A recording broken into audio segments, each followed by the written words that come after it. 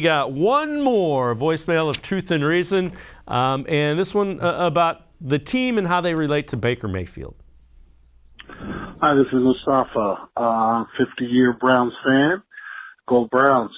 I just wanted to say that something I noticed towards the end of the season, mainly after Odell Beckham was released, I could tell by the body language on the sideline that, Baker had lost the confidence of the team. I don't know if it was because of some sort of arrogance or cockiness, but I just felt that, you could tell in the body language that, the team just had given up on him. And I want to know, do you think that was something that had to do with a lot of the play? They just didn't believe in the quarterback anymore. Just your opinion on that. Thank you. Yeah, I did not see that at all, Jeff. What I would say is I think Baker lost some confidence in himself. I didn't see the team necessarily losing confidence in him. I think that's probably accurate.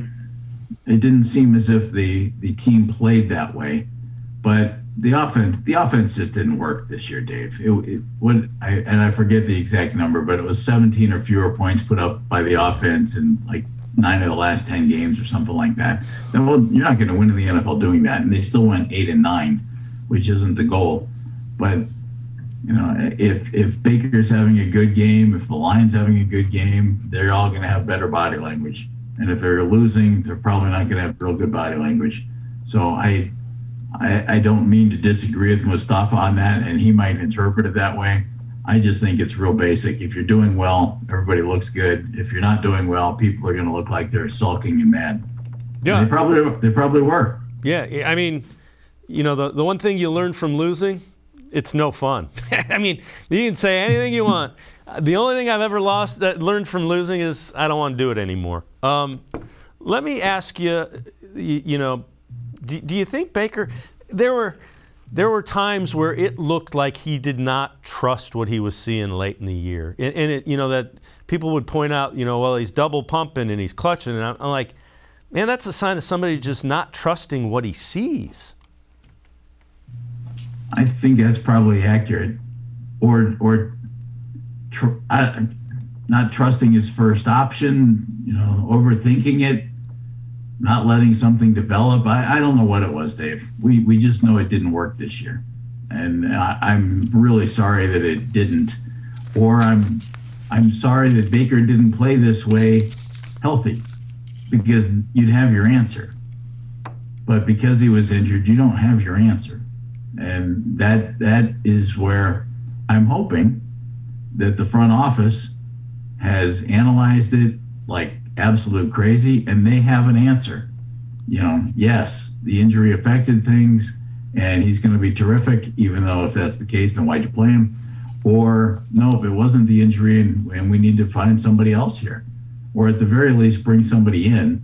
The only issue I have there, Dave, we hear all the big-time quarterbacks who possible trade targets. I don't think any of those guys are coming here.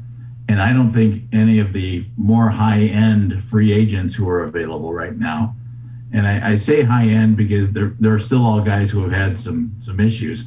Jameis Winston or Mitch Trubisky are the two that really come to mind. Marcus Mariota is probably going to get let go with Vegas, or Derek Carr is going to be available, one or the other. And Josh McDaniels will take whichever one is left and play him at quarterback. But I don't know that you would ever get one of those guys to come in here with the thought of, you can come in and compete for this job. I don't think that's a situation that free agents are going to be running to and thinking, oh, great, what an opportunity.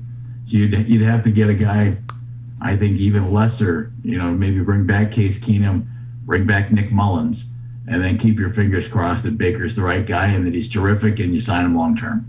Yeah, I mean, one thing's for certain, Jeff, they got to get the quarterback position right. I mean, it's in the NFL, if you don't have a quarterback, you're in trouble. Yep, and the two teams in the Super Bowl have quarterbacks. Yep, and all the playoff teams had pretty good quarterbacks as well.